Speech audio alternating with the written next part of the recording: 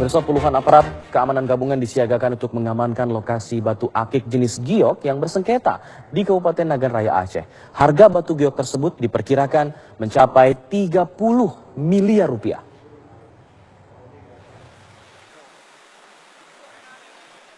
Lokasi batu akik di Desa Panteara, Betong, Kabupaten Nagan Raya Aceh ini dijaga ketat aparat kepolisian, Polri, Dinas Pertambangan, dan Dinas Kehutanan, serta masyarakat setempat.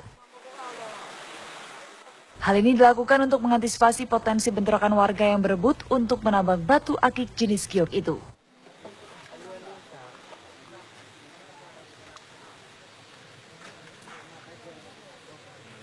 Ini batu ini kapan rencana dipotong, Bang? Pemotongan batu kita tunggu untuk kelanjutan dari pimpinan. Jadi setelah ada instruksi dari pimpinan, baru itu kita laksanakan.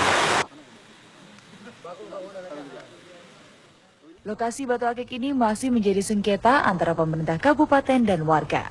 Penjagaan pun akan terus dilakukan sampai adanya kesepakatan kedua pihak.